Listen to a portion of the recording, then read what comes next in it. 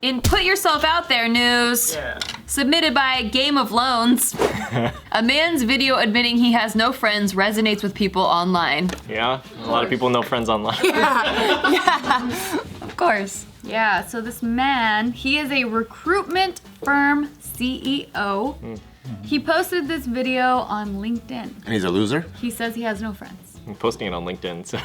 That's kind of what Bart was saying, yeah. I'm not gonna make that connection, but I'm just. I heard LinkedIn was coming up.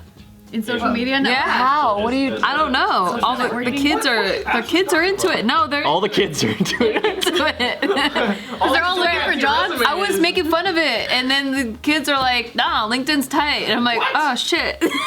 You're not cool anymore. I'm not cool anymore. Wait, LinkedIn is tight, right? Isn't it tight? It's like the real like job shit. Yeah, but what's tight about it? I mean, it's not like a social place. Because you get to, it's like a place you can present yourself professionally. Bart, Like where work. you get spam emails for the rest of your life. Yeah. Bart, I thought you said that guy was a loser. Why are you talking like one, man? Matt, what happened? I wish I had a LinkedIn. You can have a link, they're free. It's like your online tuxedo. I don't have I a. don't know if you can be a cool guy like us over here. Yeah. What job do you wear a tuxedo to? Are you a butler? Tuxedo, dude. Not a suit. Yeah, a tuxedo. It's formal, He yeah. has big dreams, okay? Okay, he wants to be a butler. Yeah. I know. I think that's the only profession that would wear a tuxedo. Or a driver. Maybe a driver. Why is tuxedo so low class like that? It's not low class, it's like only reserved for weddings and like black Royal- tie events. Yeah. So what job would you wear it to? Unless you were like serving a royal wedding or something. Sommelier? Yeah, exactly. Sommelier, a butler, someone that's Wait, serving. Somalia, they wear tuxedos? Not really. He just wanted to throw the word out there. Gio, Wait, throwing a golf club? you got me. You just got me. I'm fucked up. We just had a connection. I'm fucked up. I don't want it. Take it back. Take it back. Gio speaks for me. Gio speaks for me. No, I don't speak for you. I speak for me. She's my spokesperson. No. All right, so I will show you this video. You can wear a tuxedo and be my spokesperson. That's so cute. You should do it. I'm the spokesperson? Yeah, it'd be a tuxedo. You're the one that wants it. I need someone to be my spokesperson because I'm gonna say shit that gets me in trouble. You know you could just wear a tuxedo now? You're the boss of your own shit. Yeah, we all know bosses wear tuxedos. You show up to first day of work, you're just like, Hello, I am the boss. How do you let these people dress like this, man? You should make them wear formal attire. Ooh, that'd be fun. I could wear my wedding dress again. Oh yeah, we should have a wedding dress day. Ooh, that'd be cool. Oh, mine wouldn't look as pretty as your guys's. Why? You had a Mine's beautiful just chill as dress. fuck. You had a beautiful dress. It's It was beachy. It was appropriate. I would say the same thing. All right, here's the video that Mark made and posted on LinkedIn, and then it went viral. It's just funny. So fucking sad, dude. What the fuck? It's just funny to say no friend. Give it a chance, you guys. Give it a chance. Is that Forrest Gump? I have no friends. It's a scary thing to admit that, you know, especially here on LinkedIn. It's true. Nobody's like you. You are not Reminds me of Casey Neistat. I know a lot of people, but it's mostly through networking and work and everything to do with work. I'm really lucky because I've got some amazing work colleagues, and you know, naturally we share our lives with each other, so we share what's going on. But you know, I don't take them out for dinner, and I don't go on long country walks with them. I don't do stuff with them that friends do. It's not just me as well who's got no friends. There are a staggering number of people, and mostly men, across the UK who've got very few, if any, people, friends that they can actually talk about any sort of serious stuff with. And it's a tough one, isn't it? Because, you know, you don't want to be the sad, lonely git that admits to having no friends, but Lonely git. I haven't. oddly upbeat. I know. I was like, I fucking I'm Having torn a friend here. sounds pretty good.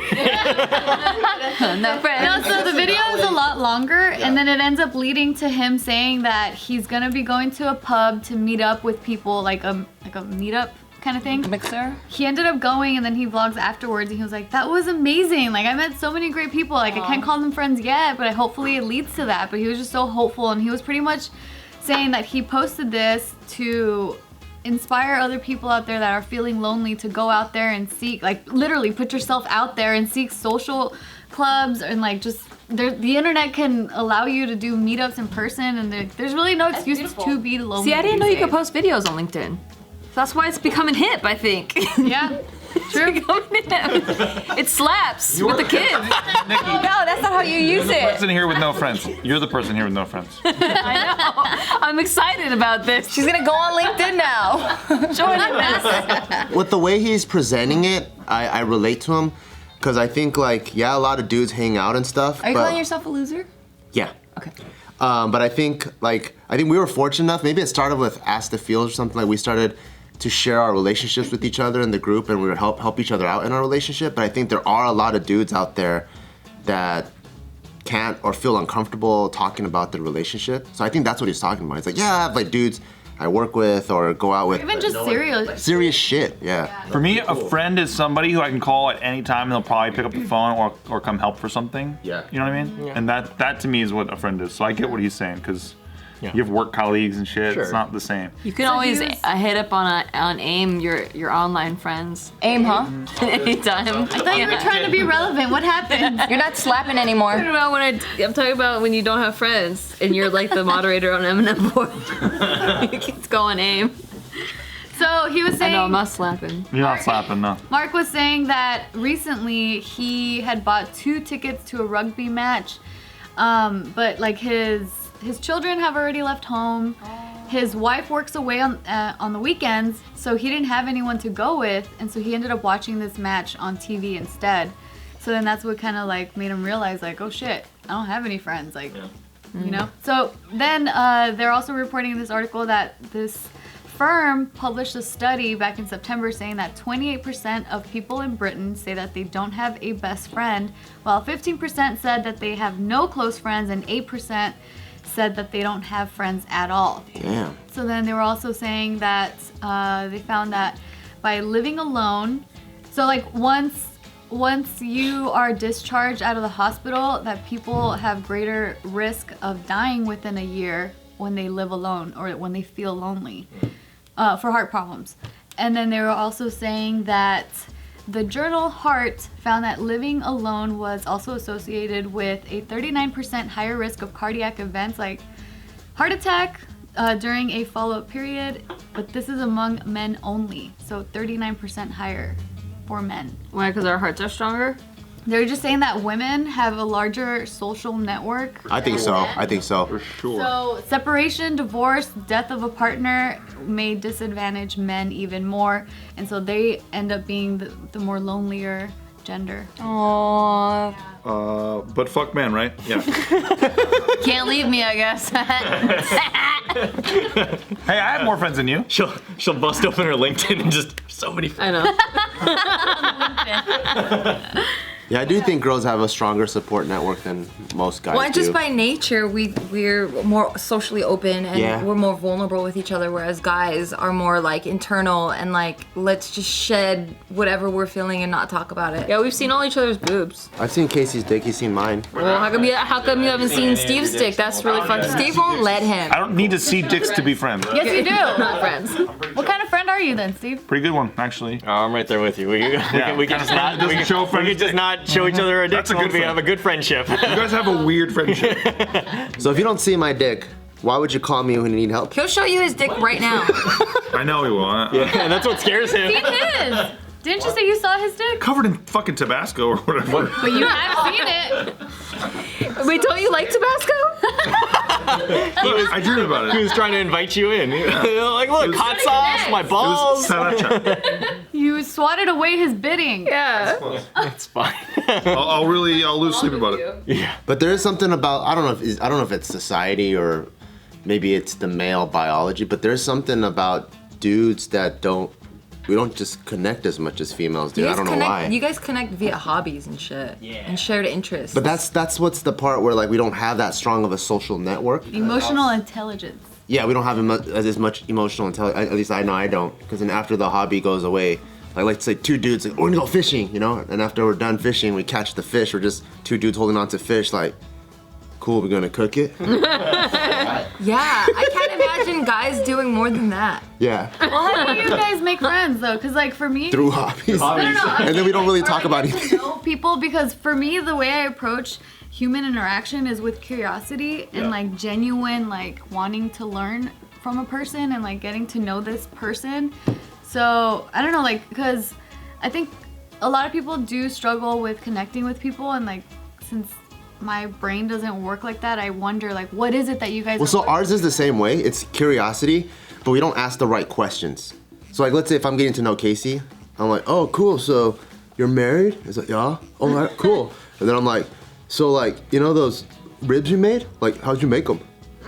So curious. It's still based on a hobby. I think you're just friends with morons. I know. I'm just a moron, but like a lot of dudes connect like that, and then after we're done making the ribs, it's like two dudes looking at the ribs.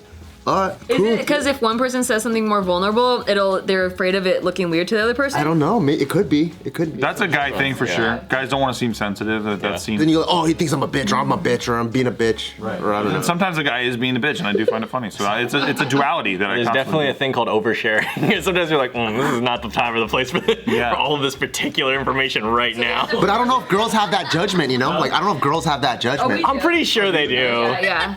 But not in like the bitch way. It's like, I guess more of like for me, if someone's too like materialistic, like right off the bat, I think each person has their different things. If someone's like very like all they talk about is like the price of things or like how much they like what they bought or whatever, I can't connect. And so for the longest time, I didn't have girlfriends because the girls that were in that circle, they would only talk about like their purses or how much things cost, and I really didn't I couldn't connect on that level. Yeah. So then I would judge people right away off that. Like I noticed I was doing that. Like if someone seemed kind of cool, but then immediately started talking about like, I don't know, the price of clothes or something like that, I just would be like, oh, you're one of those. And then I couldn't connect to them away. Yeah, or they could have been a really cool person, but I think that might be a similar It's a first impression though, it's not your fault. Yeah, certain judgments off different things. Yeah, if they, so that's why I think like with your like, guy friends? Bitch move things where like if you judge a guy for being a bitch, maybe if they prove themselves in a different area first and then they did a bitch. I have plenty of guy friends who are also kind of bitches in a way, right? But I have other qualities that. Yeah, no, you have to take the whole person in. But if you're gonna be friends with somebody and you're just seeing this pussy person, you're like, I don't want to deal with this shit.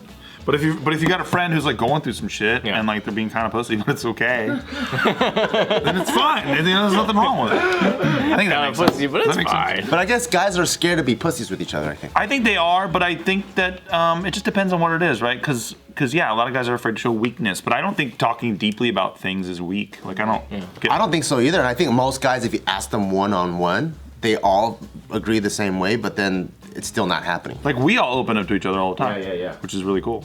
And then and it's funny too, because me and Michael, my best friend, before we work on anything, like when we sit down and do script, it's just the same thing that we all do, like where we kind of check in with each other and like talk about shit. It's fucking like I think, especially as a creative person, when you are writing a script or something, you're kind of opening up a side of yourself, you know what I mean? You're being creative and stuff. And so when you're able to do that with each other first as like a baseline of like, I'm opening up with you and we're talking about shit and checking in with each other about what's going on lately, then you're able to just flow much easier. I find that we flow much better too. Once we get everything we're thinking on the deck, then you're not sitting there storming about whatever's in your head, you know? I think we're also a little bit lucky where it's part of the craft and we're writing stories about people. For sure. Versus when before that, like if it's just a slab of ribs, I don't go like. You really want ribs right now, don't you? No, he doesn't want ribs. That's the problem. He wants us to have deep conversations while everyone's talking ribs. When we're writing stories, that it's part of it, you know. So we're bonded so much. Yeah. But when it's just two guys like going fishing, it's like,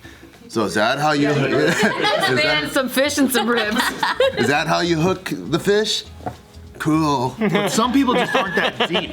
Are you friends with Keanu Reeves? Who's your friend?